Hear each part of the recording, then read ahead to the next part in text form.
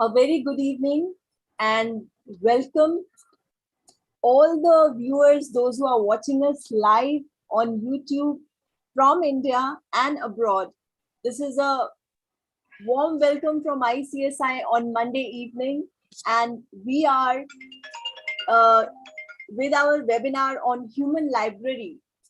Yes, human and their life is a story which, if we read, if we go through, if we listen to, with whether it is in the physical form or in a virtual form, online mode, we get some kind of an inspiration. And when it comes to armed force personnel, when it comes to our defense officers, need not to say anything, because their life, their contribution to humanity, to our society, to our country, to the mother India is such that it is beyond any words or any comments to say on.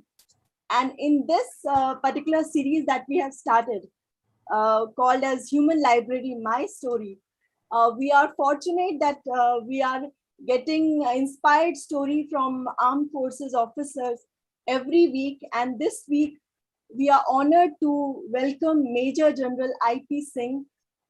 He's a retired Army officer, Vishesh Seva Medal, and also director, My Bhago Armed Forces Preparatory Institute for Girls in Mohali, Punjab. Before I invite Sir to tell his story and inspire our youth and educators, I would like to show few slides of ICSI to begin this journey. So let's just start. And with this, I'm also proudly saying this, that we should say a very, very warm applause and regards to all our mothers, because today is National Safe Motherhood Day. Today is 11th April, and this special quote is for all the mothers. To the world, you are a mother, but to your family, you are the world. So regards to all mothers and to the Mother India, to Mother Earth, and with you, we are what we are. So a heads off to you, a salute to all mothers and motherhood on this planet Earth. ICSI is a link between 31 million overseas Indian, and we are thankful to all eminent educationists, eminent personalities across the world, those who have been associated with us in this journey of ours of making education relevant. And when we say making education relevant, it doesn't mean just the theoretical part of education. It means the complete ecosystem which covers everything which is there to make education relevant, whether it is maybe women empowerment, girl child empowerment, water conservation, global wellness, MSME, or India and abroad relationship, everything. So together we have to continue this journey towards making education relevant that we are doing, and we are very thankful to everyone.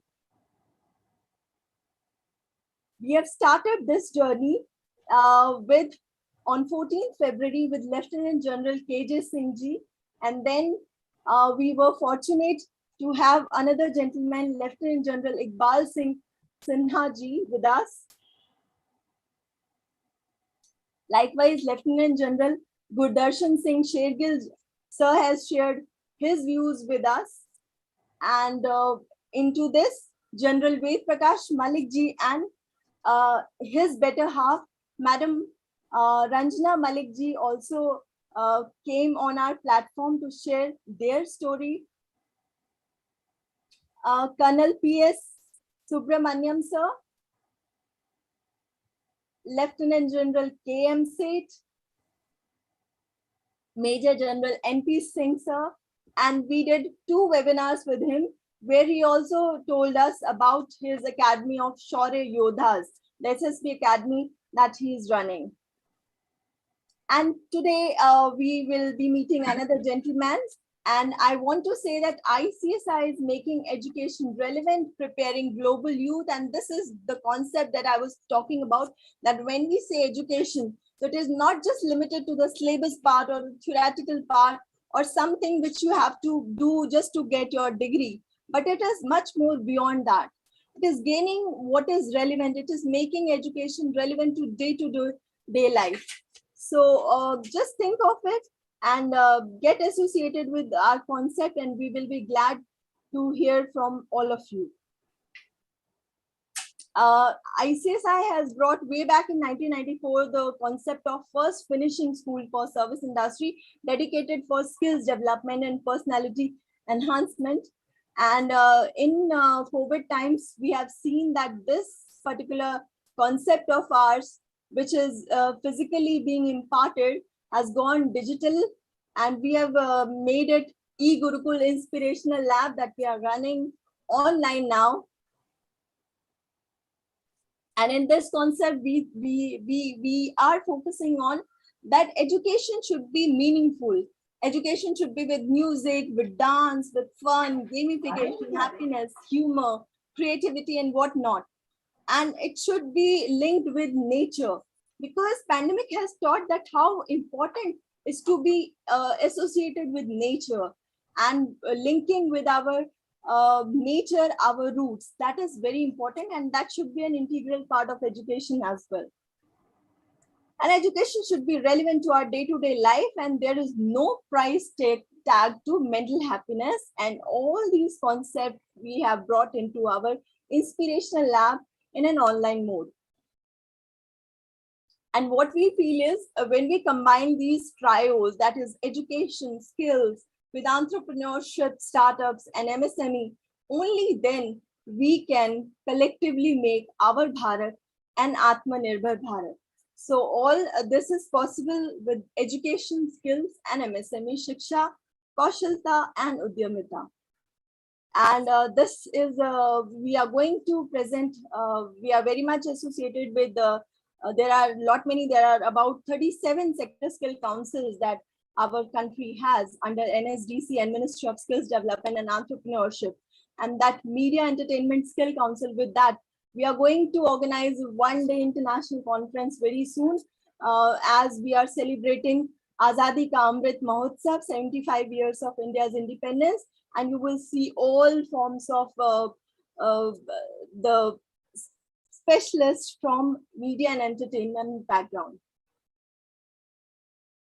And this is live on our YouTube channel. So do like, subscribe, and share our channel as much as you can, and gain the knowledge which we want to, because our ultimate aim is that even if the minutest possible information can be shared with you in a very relevant manner, and if it goes deep down into your mind and it brings some kind of a change in you, then our efforts are actually successful. That's what we believe, and we bring. So whatever your mind can conceive and believe it can achieve, let's come together for making education and skills relevant.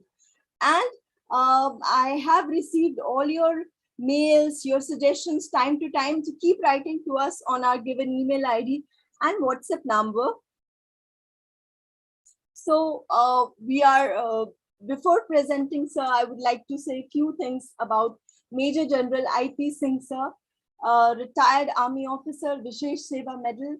At present, he is the director of Mai Bhago Armed Forces Preparatory Institutes for Girls, SAS Nagar, Punjab. And because this is a very unique institute in its own kind, because it is totally dedicated for girls.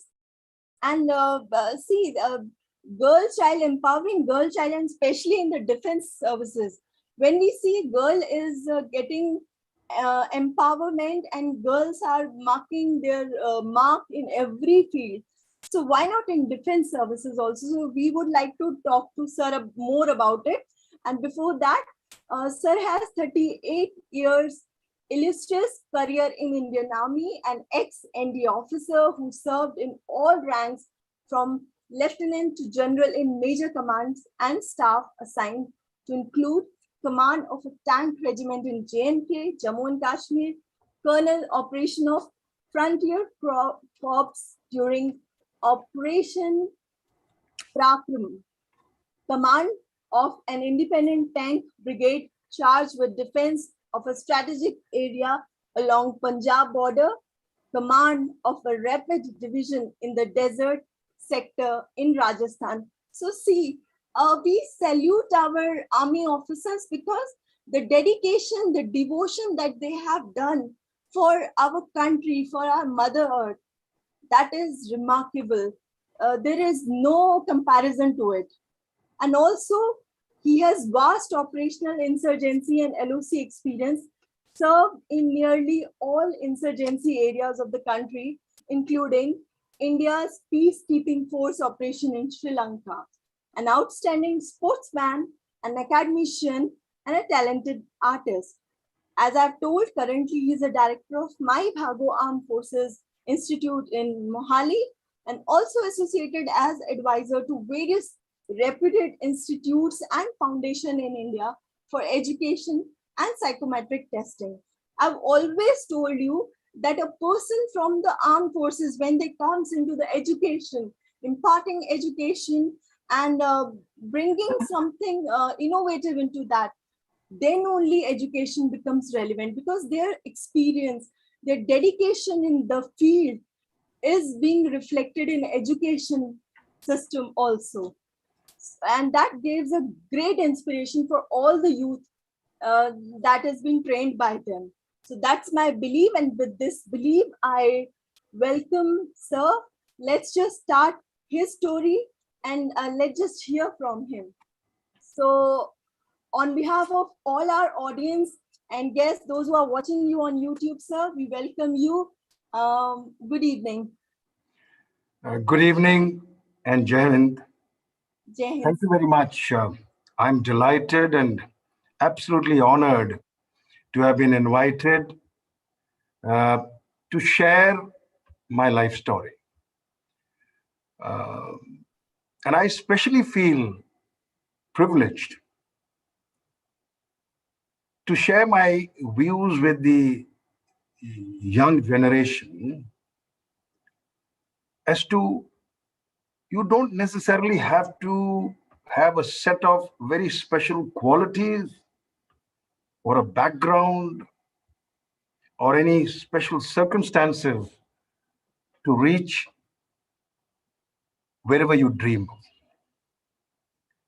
So anyway, I'll talk about my story. And let me tell you that yesterday, I got a call from a very respected colleague of mine, General KJ, who was also the first speaker on this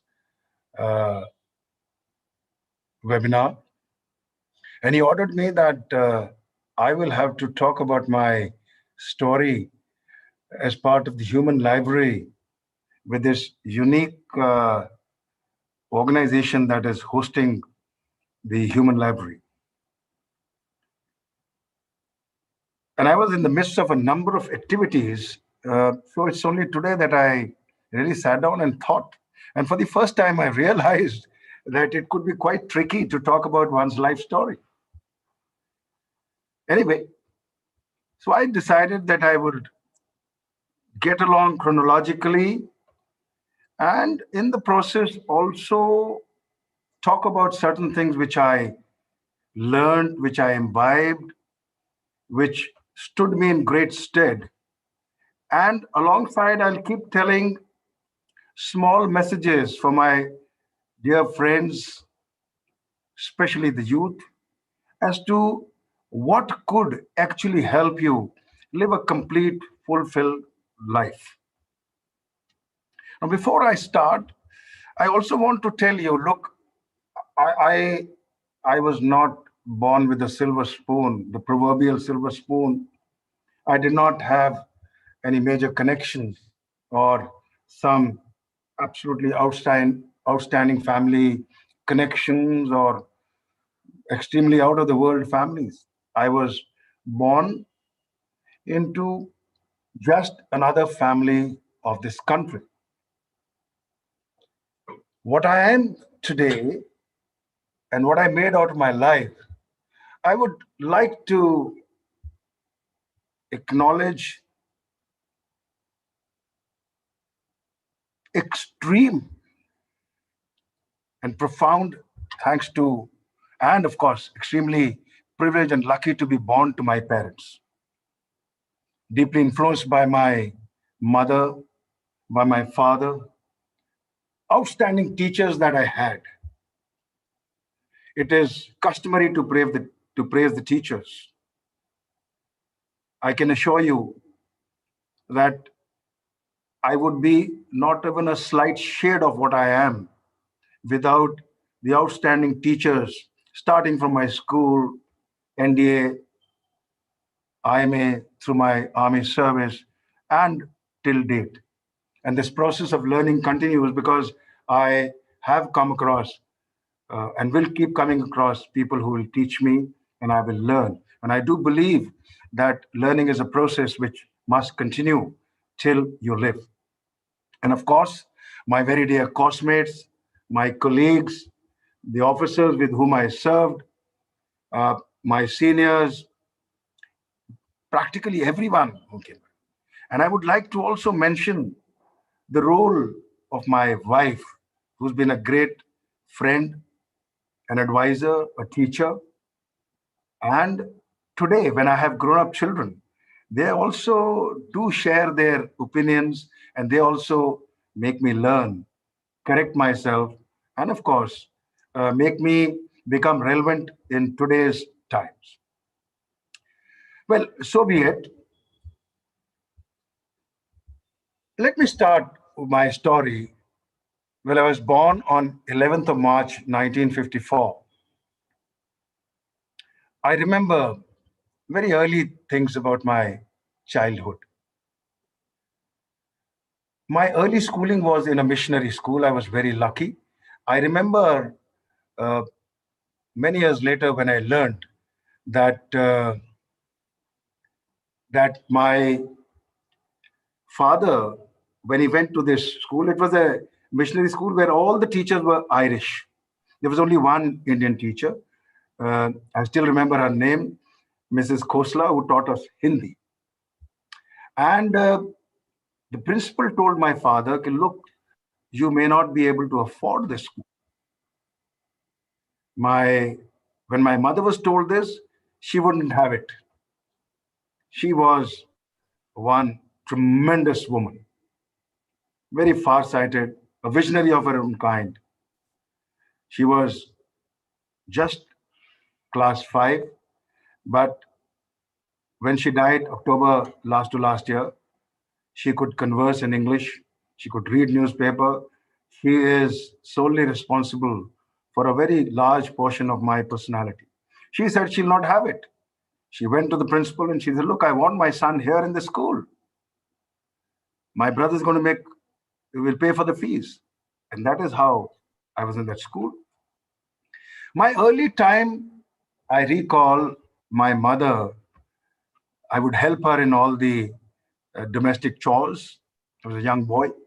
And she would tell me stories of Dhruv, Harish Chandra, Hari Singh Nalwa.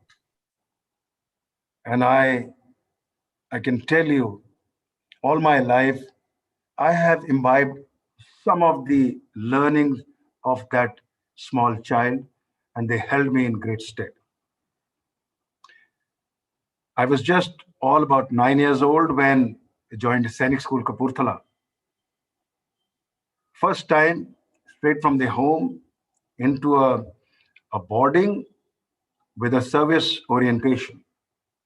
It was not, it of course was one of the top schools of the country at that time. It had both the best of the worlds, a life of a public school in a service oriented backdrop.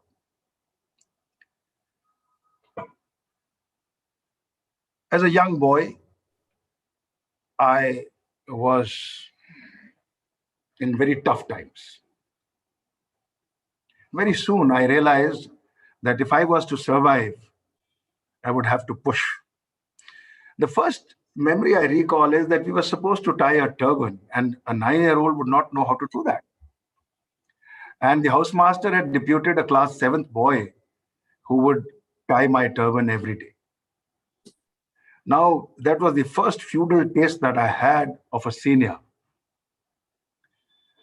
You know, I was supposed to help him out, polish his shoes, run little errands for him. And then he would just roll a turban around my head, which would fall flat. And often I would get a thrashing also from him, which is part of the growing up in a hostel. After about 4 or 5 days, I said it will not work with me. So I never went to the senior fellow. I just rolled my turban around my head and I was there for the morning muster. The housemaster saw me so untidy with my uh, turban, and naturally, he was quite upset at the senior. So the senior got his part of the punishment for not helping with my turban. But I never went to that fellow again. And I realized that you have to fend for yourself. Life was very tough in a hostel in a Sainik school. And to make it up, I realized that I would have to prove myself. So I got into every conceivable activity that was there in the school: games, art, craft, pottery, singing, sports, academics, everything that I could think of. And yet I realized that I was having a tough time. I was not good at Punjabi at all. Having come from a missionary school with Irish learning, I was very comfortable in English and I had a tough time. The boys would tease me and call me by all names, call me Angrez, and that too in the female version, which was very derogatory for a young boy. So I realized that it is English was the problem. So I started my process of unlearning English and learning the real rustic Punjabi. By the time I reached class 7, nobody would talk to me because my Punjabi was so rustic that they said there's no point talking. He's totally unpolished. While academically and in studies, I remained good, but I had unlearned my spoken English. Many years later, when I joined NDA, I had to, come to grief for this very reason. But the lesson is that because I decided that I must unlearn English and must get on with Punjabi, I did that. When I went to NDA, right, first or second day, some senior called me and he asked me something in English and I wasn't able to answer him and I said, and he called me Jahil. And that is the day I just decided, look, I must get back to English. I learned English. I participated in the debates, in essay competitions, and I not only did that, all my 6 terms, I won the academic torch. I did well in the NDA because I believe that I must work hard. I enjoyed myself thoroughly. There are 2, 3 incidents which I remember distinctively, which came handy much later in life. For some weird reason, I was not very comfortable with riding. I had a very strange kind of a phobia of the horses. So I skipped the first 2, 3 classes. Every 15 days, we had a class. And in the squadron that I was, we had a horse called Naughty Boy. And as the name suggests, he was a huge hulk. And nobody would ever ride him because he was a bucking horse, very stubborn, and nobody could ride him. One of these days when I was trying to skip the class, I was caught by the deputy commandant and he uh, made me run along with some other boys who were trying to skip the class and we landed up in the riding school. I tried all my excuses, but the riding ustad said, no, you have to get on this horse. He somehow made me sit on the horse and I was mortally scared. As I sat on the horse took up on a gallop. It took up and through the bushes, through the trees, And I was just clinging to the saddle, and lo and behold, I had a massive fall from the horse. Now that was the turning point, and I said, "Look, is that what is life?" And the horse dropped me and ran to the stables. I forgot about my turban. I ran to the stables, and I told the star that I'm going to mount this horse. I mounted this horse, and then it's a story that later on I qualified in not only in horse riding, but I did advanced tests in that. There's something called spur test, which is a benchmark in horse riding. I did that, and many years later, I continued to ride. So the lesson that I carried home was that, look, you must face your fears squarely. And more often than not, it is just a state of mind. Well, I joined IMA, and then I got commissioned on 16th of June, 1974. I got commissioned into the Armored Corps, a tank regiment. It was a very personal choice for me. I had done extremely well in the IMA. In fact, uh, in the arms, that means infantry, Armored Corps, and the sporting arms, I was right in the top three. So therefore, I got a chance to join the Armored Corps. Uh, my first posting was in a place called Sangrur, and I did not get much leave after commissioning because the unit was going through some sports competition, and my CEO wanted me there and to train the athletics team of the unit. So I joined, and I started training. I remember very first incident, my CO was there in the athletics field, and I was trying to teach my unit athletes on doing huddles. And when I was teaching them, the CO came and he tells me, "Look, just 1 second." He was wearing trousers, and in the trousers, he did the huddles, and he cleared a huddle like a gazelle. And I was to learn that he was services huddler.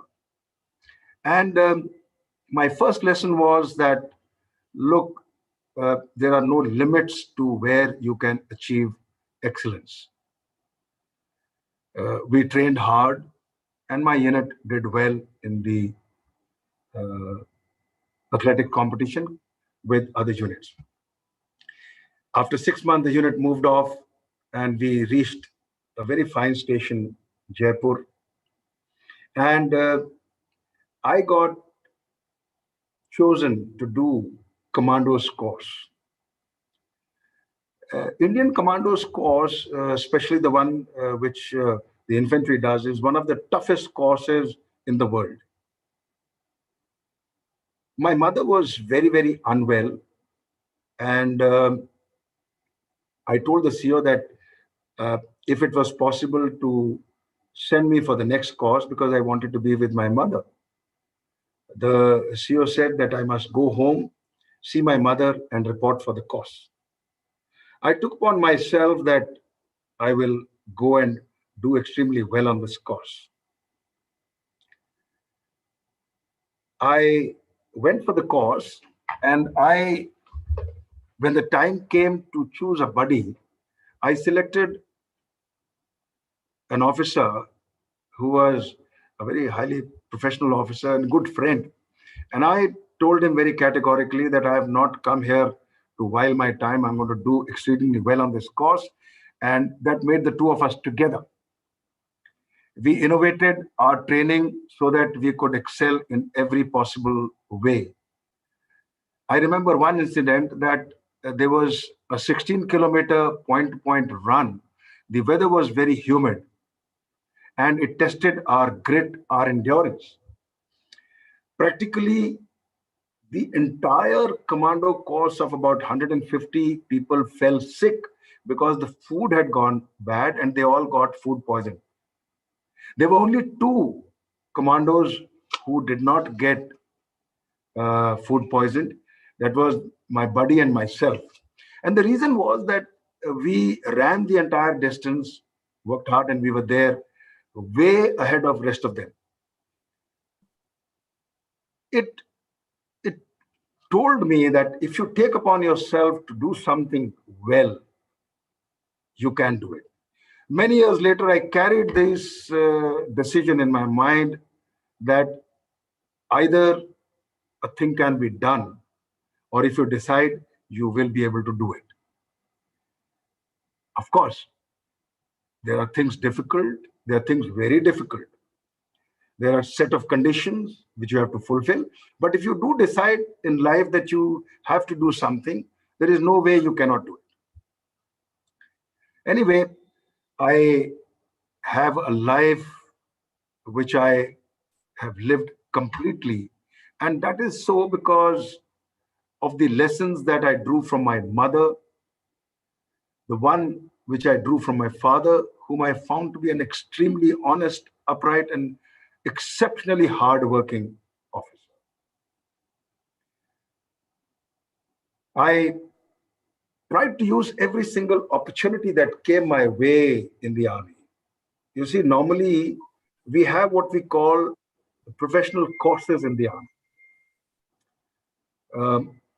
There are various people who think differently about these courses. There are some lucrative courses, there are some professional courses, there are some courses which are very rewarding because they count towards promotion. I went with a very singular belief that anything you do, anything you add to your qualification never goes waste. So therefore, whenever an opportunity came, either I volunteered or I was detailed and I went for a course and I decided that I must do full justice, do well on the course. Normally, we have officers who do about anything from 4, 5, 6, 7 courses. I took opportunity and I did 15 of these courses, and all these courses were a great help to me in my years in the army, and of course, much later after retirement as well. I did almost 15 courses, which have, in fact, 5 of them have got equivalent civil qualification, and which has helped me in maintaining my activity level at a very high pitch after I left the army. Because, and my message to the youth is, please don't let any opportunity go away. Learn whatever comes to your way. I always believed that living life fully, one must live every single second. And that is only possible if you don't waste your time. If you take every single opportunity that comes your way, take it because it is going to come handy. You see, my father also was an army officer. He retired in 1970 from the Education Corps. And he later on joined Punjab government as a campaign officer with Gyani Zail Singh when he was the chief minister, and finally retired as a public relation officer. And of course, after that, he spent all his life in teaching and retired after about 56 years of a teaching career as a principal of a public school. My father always insisted that we must continue to study. You see, when I joined NDA, I was only class 10. And when you left NDA, you were only an intern. You see, I think about a year after me, the standard was raised to 11th class, and subsequently, and as it continues today, it is 12th class. So based on my father's guidance and instructions, after leaving NDA, I did my graduation with Hindi literature from Punjab University. I was always very fond of Hindi. Later on, I also did my master's in English literature and carried on to study further. You see, somebody may say that it doesn't directly help you in your profession to add education qualification. But I feel that any learning whether it is generic, whether it's awareness oriented, or it is academic oriented, also makes one a better person. To that extent, I continue to study, and probably in a short while, I will be joining my PhD in Defense and Strategic Studies as well. All along, I did my master's in English literature. I also did Punjabi literature, and I did 3 years course in Urdu because I was extremely fond of Sufyana Kalam's and Ghazal. So I thought if I were to enjoy that fully, I must do a bit of Urdu learning as well. I did my MSc in Defense Studies, MPhil for Punjab University in Defense and Strategic Studies, uh, graduated from Defense Institute of Psychological Research, Delhi, and did my MBA from Symbiosis on distance learning mode. Well, that be it. Now, while going through this army service, I had great opportunity to serve with some very remarkable officers. And I learned a lot from them. I learned and imbibed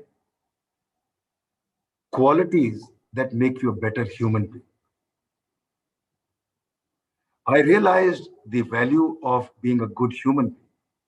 Of course, I carried forward all the lessons that I learned as a small child from my mother, from my father, and from my teachers.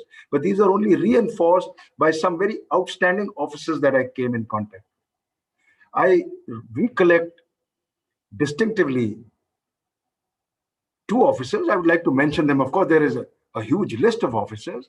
I would like to mention my squadron commander, then Major Dougal, an outstanding professional who taught me that there is no compromise when it comes to competence, when it comes to learning your job. Why most people fail is that they concentrate on everything else but on their competence, on their basic job. Whether you are a shopkeeper or you are a teacher, you are an industrialist, you're a corporate man, you are anyone. Unless you're good in your job, unless you're competent, you will not reach the level that you deserve. So I'd like to mention about my first squadron commander, then Major Dougal, an outstanding professional who was ruthless, but an extremely wonderful human being, honest, upright, down to earth, heart of gold. The next person was my second CO, to whom I was the adjutant, then Colonel S.M. Sani, who rose to retire as a brigadier. Again, a very outstanding professional, simple soldier, honest, upright, and a great human being. They all reinforced my belief in importance of being a good human being. Even till date, the first and the most basic thing which I tell my girls here, the lady cadets, that is most important to be a good human being. If you are a good human being, there are no barriers. You will become successful. Another name that comes to my mind and remains etched is the commander with whom I was a brigade major, Brigadier D.S. Dillon. I can go on speaking volumes about him. One of the most complete human beings. He was an exceptional professional, very learned. He would speak extempore for hours.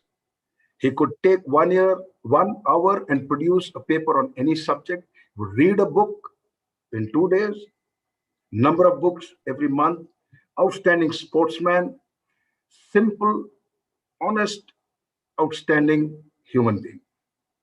Influenced my life a lot. And I dare say I was lucky I came across such wonderful people who reinforced my feelings and belief in being a good human being. And I continue to believe that it is most important first to be a good human being. Rest, everything follows. I commanded my unit. I was lucky. I commanded my unit, but there were certain dynamics and certain circumstances wherein I was forced to put in an adverse career certificate and wait for the command of my unit. This is the time that I was seconded to DRDO, and I went as head of the behavioral science faculty in the Institute of Technology Management, Landau. It remains, the memories 2 years remain etched because I was in a totally civilian environment where we had scientists and professionals. How I learned my lessons to deal with non-military world, I owe it to this institution. I commanded my unit later on for 2 years and 8 months in Doda, in Surankot, and for some time in road opening duties between Banihal and Chai, those of you who know this area, and later road opening duties from Devak to Balol in J&K sector. This is the time I came face to face a number of very tricky situations where uh, facing odds squarely is what makes a man out of you. After command, I was not very lucky to get into a course which, shortlists officers for senior ranks. But that did not deter me because I realized that whichever opportunities come your way, make the best of them. And here is where I have always followed the message from the Holy Gita. Well, uh, phal ki ichha na karna is not what I believe. If you are a human being, it is natural that you will have an ichha for a phal. But what I believe, having worked for a goal, then one must have the spiritual wisdom and power to accept Lord's will and continue to work. And that's what exactly I did. When I found myself that I was not in that bracket where officers are shortlisted for higher ranks, I did not give up. I continued with similar fervor, dedication, and made a life out of whatever was available to me. I recollect I went as deputy commander in Nagaland in an operational area where conditions were uh, not very pleasant, and that is what a soldier would always look forward to. I recollect one incident where I had to take a very difficult decision. It was in an insurgency infested area where there was a post which was, by the government orders, were not supposed to be at a particular place. I was officiating commander, and it was a mountain ledge on which there was an uh, NSCIM post, which was actually not supposed to be there, and it had existed and no one had thought about it. And when I took over as the brigade commander, I was asked, when I pointed out as to why it is there, I was given the task to have this removed. And the instructions were that there was to be no round fired.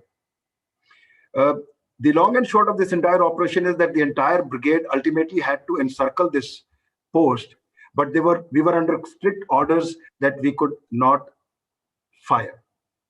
Now the deadline was 72 hours, and we were already close to about 70 hours with nothing, no result coming. I decided now to leave my arms, leave my protection party, and walk alone towards this post. I was 50 meters from the post when there were at least 30 weapons which cocked. Now that was the moment for decision. Let me tell you that the bravest of brave are also scared. And no exception, I was scared. But then, in a very fraction of a second, my duty, my men, my wife, my children, my family, my values, everything came, and nothing could stop me. I walked through and I was able to diffuse the situation, and we were able to work a solution where that post was removed. It may not be a very a daring act, but in its own little way, it has a lot to teach. That if you are faced with odds, if you decide that you have to move forward, then you have to face it squarely. And when you decide to face it squarely, Lord is with you and nothing can stop you. There are some, when I was lucky and fortunate that I had seen some very tough times in Sri Lanka, where again, two things came my way. One was my flair for languages. I had working knowledge of Tamil. It came handy, and I could use it to my advantage. There again, there were some very dire situations, which, with cool mind, with planning, one could overcome. So, whenever you are faced with dire situation, we have to first believe ourselves. And the second thing is that we have to face it squarely. And that is how you will be able to overcome any difficult situation. I was lucky that I got promoted to a brigade commander and later also rose to be uh, a GOC of a division.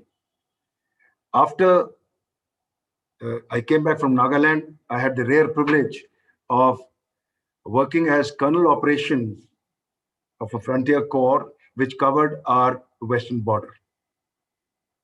I was very lucky that I had some wonderful senior officers with whom I was able to learn and contribute meaningfully professionally.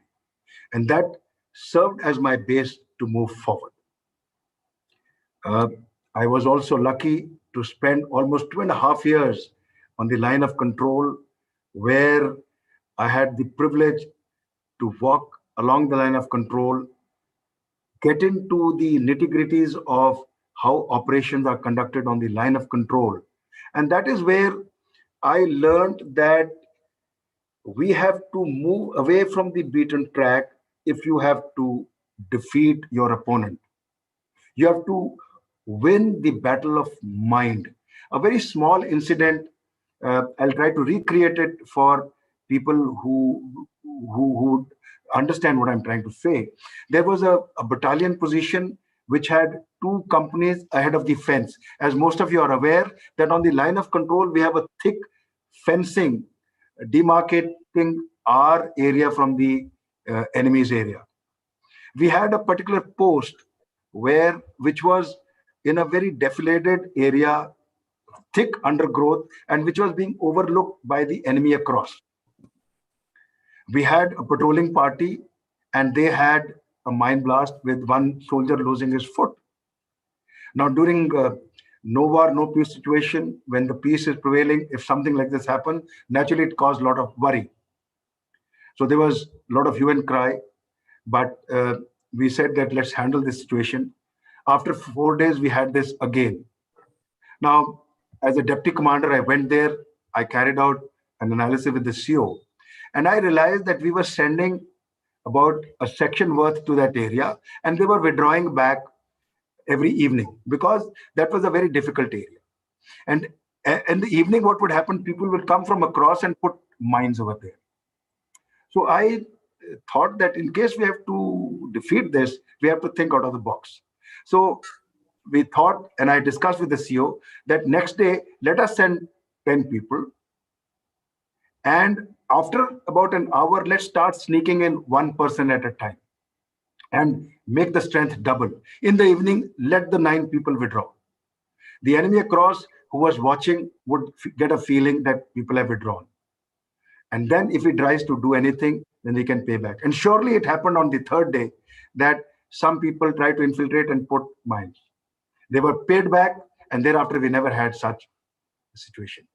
So whenever you have to deal with tricky situation, we have to keep your mind alive. My last assignment in the army was that of Additional Director General International Cooperation, wherein I had the opportunity to act as a single point contact for rest of the friendly foreign countries, wherein uh, it taught me as to what it takes to deal with friendly foreign country personnel in uniform.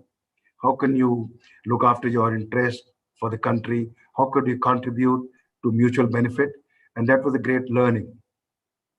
I retired from the army in 2012. And thereafter, I got fully involved with the paying back to the society. I first joined an educational institute where I started training boys and girls for SSB. And thereafter, I was very lucky to get selected as the founder director for My Bhago Armed Forces Preparatory Institute uh, for Girls, Mohali. It is a Punjab government initiative where girls are picked up at +2 level. It's a fully residential institute, purely funded by the Punjab government, where the girls stay for 3 years and they are trained, nurtured, polished, made confident, and developed into a personality where they can compete with the best in the country, so that they achieved uh, a very high degree of assurance to get selected for joining any of the training academies, be it for the Army, Navy, or the Air Force, and get commissioned. Um, I'm happy that this institution is just about 6.5 years old. And my first batch, after 3 years of graduation, because minimum level for girls is graduation to join the defense services. So far, I already have 18 officers. You see, the vacancies are very few. So every year I pick up only 25 girls, and some of them for different reasons, medical reasons or otherwise, leave. So looking at it, I've already got 18 officers. There are 9 girls who are awaiting merit, and there are about 38 girls from different courses who have yet to face the uh, SSB. And as I talk to you, there is one girl of mine who is gone to attend the SSB for NDA. Uh, so this is this institute. If I were to sum up some of the lessons that I would like to leave for young people, I would say, please, the first and the foremost requirement for a great life and a successful life is happiness and satisfaction. And that comes if you are a good human being. Who's a good human being?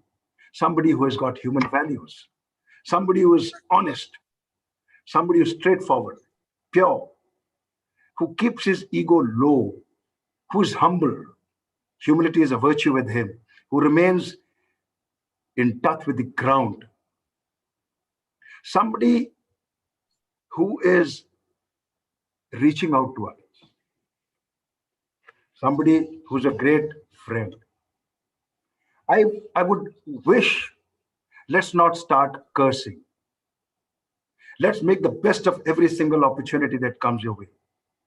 Opportunity lost never comes. Seek every opportunity. Do not be choosy, because it is surely going to come handy. Learn to live every second. Enjoy yourself thoroughly and enjoy yourself gracefully. The life is not going to come again. And while you do that, don't have malice. Don't try to square up. Start believing in the natural justice.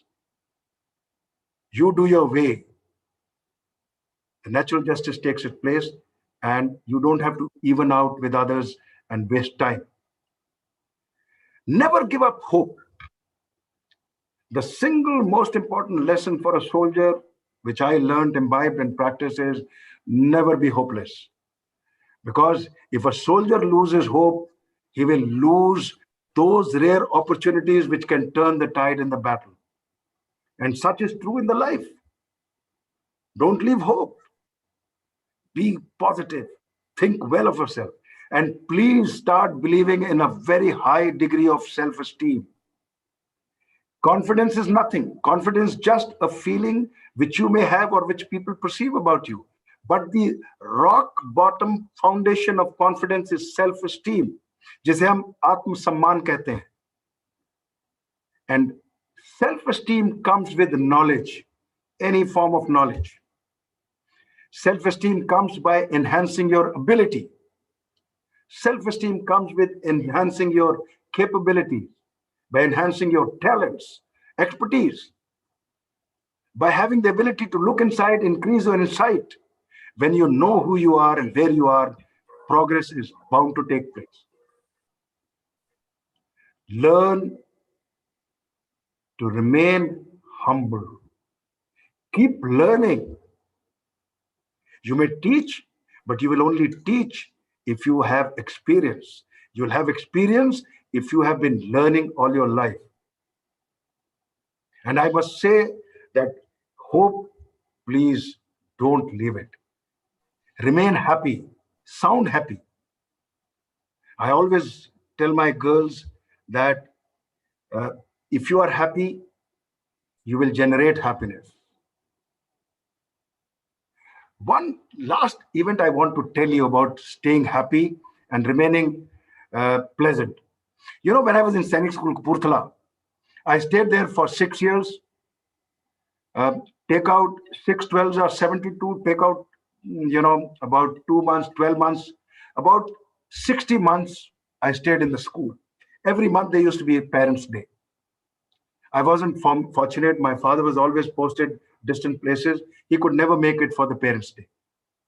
I used to be the first one, beautifully dressed, white shorts, white shirt, blancoed PT shoes, and I would reach the area where parents would come.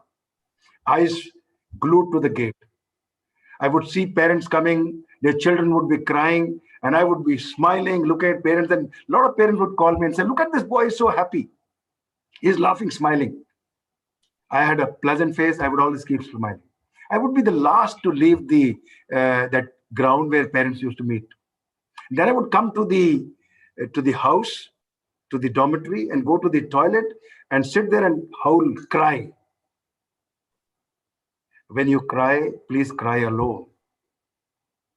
Don't let any situation take the better of you. I will tell you, when my daughter got married, I have, remained like that. I've tried to remain pleasant, tried to remain smiling. I've been operated in my back. Even now that I'm talking to you, I've got tremendous pain in my back. But you'll not find pain on my face because I've practiced it. I've developed it. And that is what I've been teaching my girls. Please have a pleasant face. Keep smiling. You'll do well in life. And that is the way it has to be. I think I've tried to just remember a few events of my life. It is not an easy task. There is so much which has been left unsaid.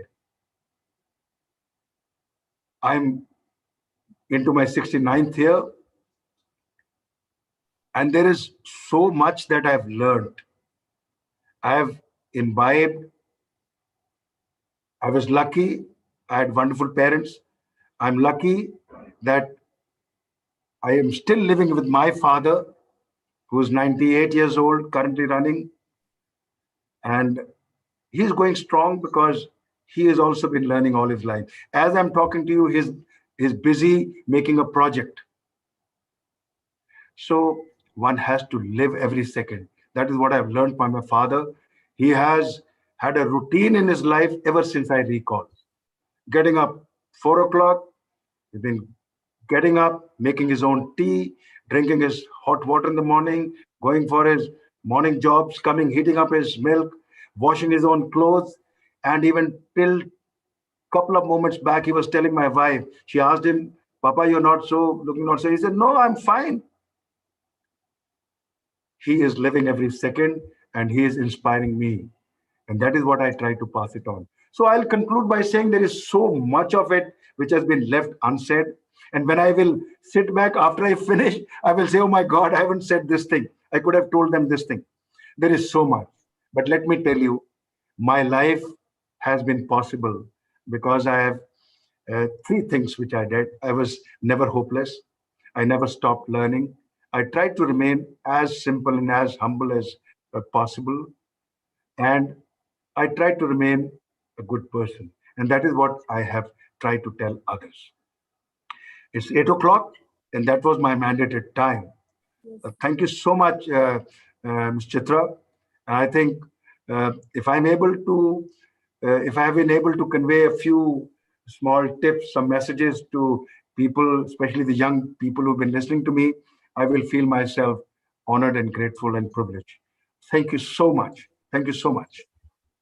Uh, in fact, sir, we want to thank you, and we are intended, we all, our audience and myself, we are intended to you that whatever you have shared with us, and we actually have gone with you. We have traveled your life like a picture from when you were a young boy to the director of my Bhago Institute. And so you have summarized everything in a very nice manner that you have covered everything, and especially the last portion that you have summarized, the things for the youth. They are remarkable, sir, and even I will keep that in my mind always. And I think those girls are very fortunate, those who are getting training under your kind self, sir. So they are really a fortunate one, I must say. But if you allow me, I want to ask two questions from you, Please sir. go ahead. Please go ahead. Ji, ji. Sir, first of all, I would like to ask that you have been into this armed forces tenure, and then you have shifted after retirement to the education part. So, what difference you feel in both the things? And is there something missing in today's education system that you think that should be incorporated? Yes. You see, I have three fundamental beliefs. I'm now talking purely from the education system and a teaching profession. You cannot be a good teacher if you're not a good learner. This is the first fundamental for a good teacher, because it has not been a problem for me to switch from a service career into teaching profession, because all my life I have been a learner. I've learned from my juniors. Uh, to be specific, I've learned from my soldiers. I've learned from my seniors. I've learned from my classmates, my colleagues, and I've learned from my juniors. And when it comes to the profession of teaching, if you do not learn, if you do not update, you cannot be a good teacher. The second thing is that, unfortunately, our teaching system does not encourage thinking. Very early in life, I developed that I must think. I remember when my housemaster's report went to my father, it was written quick on the uptake. As a small boy, I did not know what is quick on the uptake. So I asked my father. So he says that he is happy with the way you learn. And my father told me, I still recollect, he said, that means you are learning your lesson well. So I would want you to convert whatever is your learning into understanding. And through a process of, hit and trial and to learn from various people, I was able to figure out why do not we encourage? Because everything is by rote. And even till very late, when the students are grown up, they say, what are you doing this? Why are you doing this? They don't know why they're doing this. Because everyone is doing. They're told to do. Whereas we need to encourage thinking. Okay. And what kind of thinking? Thinking which is based on reasoning, judgment, and logic. There is no fourth thing. If your thinking is based on reasoning, judgment, and logic, then you will be able to convert the information and data into knowledge, into understanding. Because you cannot flood your infinitely finite mind space by clogging it with information and data. If you put only understanding and knowledge, your mind will remain infinitely large. And you should then graduate through a process of learning to become wise. intelligent. Most people score academically high, but they may not necessarily be intelligent. Well, intelligence has a direct linkage with education, no doubt, academic learning, no doubt. But you may be intelligent, you will be able to solve your practical problems in the world. You'll be able to think. If you are intelligent, only then you will be able to base your thinking on reasoning, judgment, and logic. You may score 90%, you may not be intelligent. You may score 60%, and yet you will be intelligent. There'll be children you'll recollect in your own class who would not study and yet score as much as some of the bright students. And if you are basing your thinking on reasoning, judgment, and logic, then you will have an approach to life, which is practical, which is prudent, which is pragmatic, which has the essentials of social beliefs, and which is in touch with reality. Most of us become so theoretical that we get divorced from reality. And it is the flaw in the education system. We are preparing children to listen to answer. We need to listen to understand. If you listen to understand, you will give yourself time. You will think. You will generate ideas. And then you'll be able to answer. Naturally, this entire process of data, information, understanding, intelligence, wisdom, learning process is what is required in the education system. Mhm. Have I answered you? Yes, sir. Purely. Thank you so much. The next question is, sir, as you told that after moving out from NDA, you did many degrees as well. So I just want to know that being in the army and serving that, how you got time to do all these degrees and study as well? You see, it is the way you take a decision. I told you, if you want to do something, you can do it. Right. You know, I always told myself, and it was my punchline a number of times when I was commanding a unit, etc., that either something can be done, or if you decide, you will do it. Mhm. It can be done, as it is can be done, or you will do it. So initially, it was on my father's insistence that I did. But then I took pleasure, and I realized that any bit of learning, uh, makes you a better person. And if you have a desire to become a better person, I tell my girls that what is good person? Good person is somebody who's got high character, somebody who's got a sharp intellect, somebody who's got good personal qualities, somebody who's a good human being, somebody who has got a good exhibited persona. That means how he stands, how he walks, how pleasant he looks, how good he is to talk to, and finally, physical fitness. Yes, sir. So if you take a decision, you get annual leave, you have enough time. You cannot achieve anything unless you follow the 4 Ds. I tell my girls, I'm drawing from what I tell them. Yes, sir. If you have to achieve something, please learn to deprive yourself. If you want to achieve something, you'll have to deny yourself something. If you have to achieve something, you will have to face discomfort. You'll have to come out of your comfort zone. And finally, the mother D word is discipline. And it is not to say that you have to become morose and you have to become serious in life. I have enjoyed every single aspect of life which a young boy, a young man, a young bachelor, a young person like me should enjoy Yes, sir. thoroughly. And yet I could find time. I have done a fair amount of studies. Uh, and it is all because, and it is also linked with your desire to live well, to live every second. I played a number of games. I've got interest in Sufyana Kalam.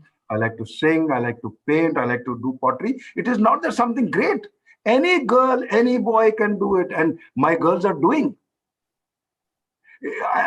Please don't misunderstand that I'm trying to, now all of a sudden start talking big that I'm a great person. No, I am just somebody who was a boy next door.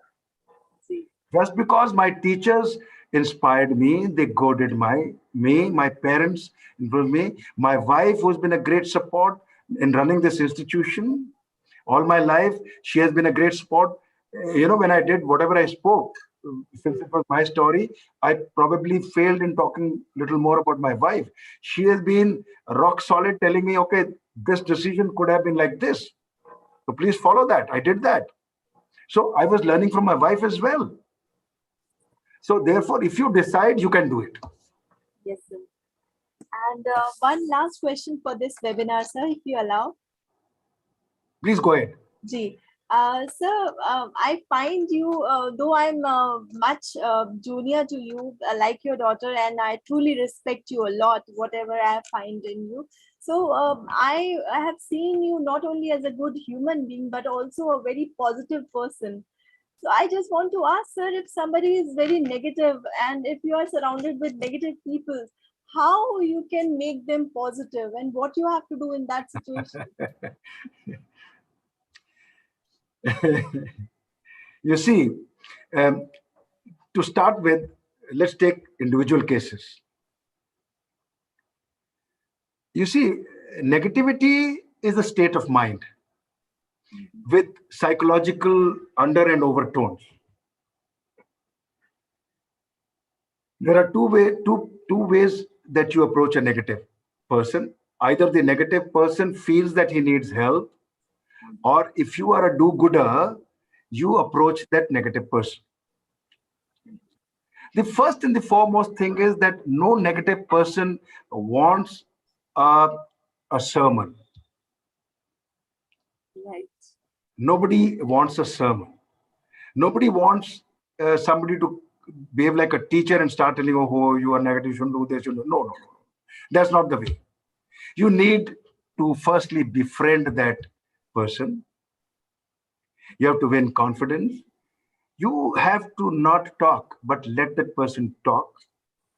You have to suggest, look, can we do it this way? Look, this will not happen. And lot of after event discussions with that individual. Normally, these are certain fears which are result of a number of circumstances, events, a process of growing, process of learning, the way you've been nurtured, the kind of life that you've led, that certain people start becoming negative. There are certain circumstances in their life which are different from others. Of course, I would broadly classify as a normal, neutral sort of a person who's neither over positive nor negative. Somebody who's leading a very good life. Somebody who wants to lead an extended, good, great life has to be hopeful, has to be positive, and has to do with every single opportunity so that he can reach to his desired goals and missions in life. Now, quite the opposite of this is somebody who's negative. So please, we need to befriend such people. We need to get them to talk. We need to listen to them. We need to not advise and sermonize them immediately. We need to suggest to them. We need to let them talk. We need to wear the talk in such a way that they are able to share their fears. Half the time they are quite, chary of the fact that what will the other party think about them. And it's a very gradual process. But if you are in a community, if you are in a group, then it is a group effort, which without the person realizing, when you give opportunity to that person, when you encourage that person without making it look like a deliberate act, it is a very subtle way in which you make a person feel wanted, you make that person feel good, you make that person feel that that person is worth. Because negativity also deals with a lack of self-esteem. Yes. A person who's negative has definitely got a low self-esteem. When you have low self-esteem, you also think very poorly of yourself and you have got a very poor insight. So therefore, you have to make a deliberate effort to encourage such people without that person getting a feeling that you are trying to make a show out of it. Mhm. So you can do it individually. You should do it collectively in a group. Make that person feel good. Make that person feel wanted. Encourage that person. Let that person take charge. Give that person responsibility. It depends where this negative person is. Don't scold that person if he commits a fault. If his progress is slow, please add on. I mean, it's just the approach to that person that is ultimately going to make him look towards life a little positively. Share stories, share experiences, but more important is let that person become comfortable. Let the person uh, talk himself out, do a lot of after event talking, share a lot of personal feelings with him or her, and where possible, a group effort towards making that person feel good. Yes, sir. Thank you so much. Thank you for this answer, sir, and motivation. And on behalf of all of us, we want to thank you once again that you have come on our platform and you have shared such a valuable information and inspirational session to us you have given. And our deep regards to your family, to your father, and to your wife, ma'am. We are intended to them as well. Thank you so much, sir. Uh, on a final note, I would like to say that I retired from one of the most wonderful professions. I wouldn't call it profession. My life started with uniform in 1st February 1964 when I wore a uniform in Sainik School. And once a soldier, always soldier. It carried on through NDA, IMA, through the army. And I have retired as an extremely happy man, extremely prosperous, and a wealthy man. I have lots and lots and lots of property, and that property is my two wonderful children who've done extremely well, a great wife, all the friends that I have, my classmates, uh, and all the other people who are associated with me in any way. That is my fortune. That is my property on which I am surviving. We I say don't believe that money is property, that a house is property. No. By the time you reach where I am, and I still consider myself a young man, the physical things lose value. It is how many people are there with you, what kind of family you have, how successful are your children, how good is your wife, how much you fight and how much you laugh together, and how much you're going on. And are you still having to live with your father who continues to bless you? Thank you very much. I feel most delighted, most honored, and most privileged that through this medium, if I've been able to, you know, uh, pass on a few lessons for life for some people to follow them, I would be very happy. Thank you very much. Good night and Jai Hind. Jai Hind, sir. Good night, and we salute your spirit, sir. Thank you so much for coming.